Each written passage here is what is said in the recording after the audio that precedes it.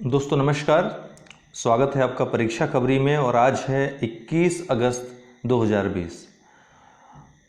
जैसा कि आपको मालूम है कि सुबह की अपनी इस वीडियो में, छोटे वीडियो में आप लोगों का ज़्यादा समय न जाए और उपयोगी वीडियो आपके लिए हो सके, इसका मेरा पूरा प्रयास रहता है। और आप लोगों का काफ़ी प्यार भी मिलता है परीक्षा खबरी को, इसलिए परीक्षा खबरी जारी है। आने वाले समय में और अच्छी तरीके से ये आपकी सेवा में लगा रहेगा। इसी तरह से रात में 9 बजे वाला वीडियो मेरा क्रैश कोर्स चल रहा है, आप लोग जो न जानते हों वो देखते रहें, ठीक है ना। विभिन्न ग्रुप्स में मैं शेयर कर ही देता हूँ। आइए देख लेते हैं। तो 21 अगस्त को विश्व वरिष्ठ नागरिक दिवस मनाया जाता है। क्या? विश्व वरिष्ठ नागरिक दिवस। वरिष्ठ नागरिकों के लिए, लोगों को जागरूक करने के लिए, उनके महत्व को समझने के लिए, उनकी सुरक्षा के लिए। सुरक्षा मतलब केवल जीवन की सुरक्षा नहीं होती है।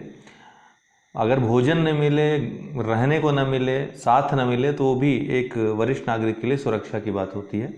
तो सुरक्षा और संरक्षा वरिष्ठ नागरिकों के लिए, तो उस पर ध्यान केंद्रित करने के लिए यूएनजीए ने, हालांकि रोनाल्ड रीगन ने ही इसकी शुरुआत कर दी थी, उन्होंने इसके महत्व को देखते हुए, लेकिन 1990 में औपचारिक रूप तब इसने ले लिया जब यूनाइटेड नेशन जनरल असेंबली ने, संयुक्त राष्ट्र महासभा ने घोषणा कर दी इसको मनाए जाने की। और तब से 1991 से प्रतिवर्ष ये 21 अगस्त को विश्व वरिष्ठ नागरिक दिवस के रूप में मनाया जाता है। एंजेला बक्सटन, ये इनका निधन हो गया है, इसलिए चर्चे में आई हैं। पूर्व ब्रिटिश टेनिस खिलाड़ी ये थी, ठीक है, पूर्व ब्रिटिश टेनिस खिलाड़ी थी एंजेला बक्सटन। Angela Buxton. स्वच्छ सर्वेक्षण 2020 ये जारी कर दिया गया है, इसके आंकड़े आ गए हैं। नंबर में 5वां संस्करण है, केंद्रीय आवास और शहरी कार्य मंत्रालय इसको जारी करता है। 2016 में जो पहला सर्वेक्षण हुआ था उसको छोड़ करके, पहले सर्वेक्षण में जो मैसूर है वो पहले स्थान पे था। तब से अब तक इंदौर जो है लगातार चौथी बार सबसे स्वच्छ शहर घोषित किया गया है। तो इंदौर जो है मध्य प्रदेश का लगातार चौथी बार सबसे स्वच्छ शहर है, ठीक है। पहली बार मैसूर को छोड़ करके, पहली बार कौन था? मैसूर था।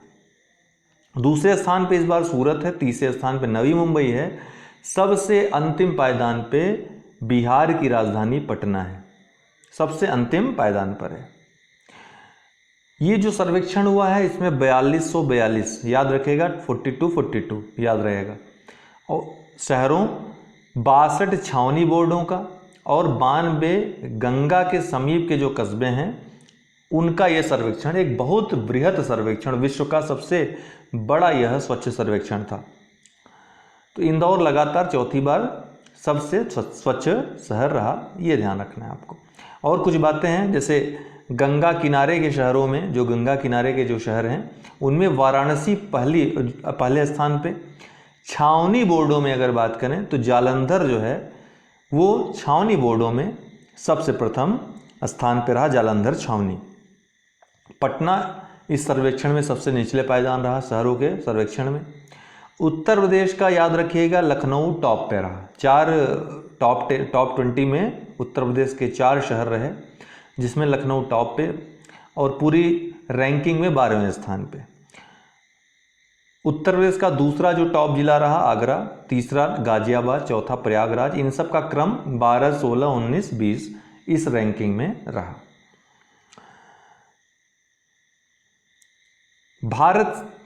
भारत यहां पर क्यों लिखा है? क्योंकि कुछ रिकॉर्ड होगा। क्या रिकॉर्ड है? कृषि मंत्रालय ने एक आंकड़ा जारी किया, इसके तहत जैविक खेती के तहत भारत जैविक क्षेत्र की संख्या में, ठीक है, जैविक खेती के तहत, जैविक खेती आप समझते हैं ना, उसके तहत भारत जैविक क्षेत्र की संख्या में, क्षेत्र की बात कर रहा है, विश्व में 9वें स्थान पर है। अर्थात इतने क्षेत्र पे भारत में जैविक खेती होती है। दूसरी बात क्या है कि जैविक किसानों की संख्या, अर्थात जो जैविक खेती में किसान लगे हुए हैं उनकी संख्या में भारत पहले स्थान पर है। तो महत्वपूर्ण आंकड़ा है, ध्यान रखिएगा।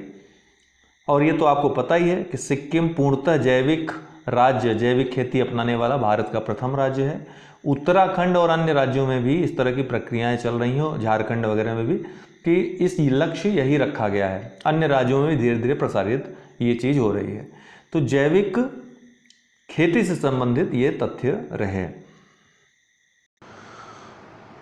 दोस्तों आपको बताना चाहता हूँ कि अनअकैडमी लर्निंग ऐप पर आप प्लस कोर्सेज सब्सक्रिप्शन ले सकते हैं।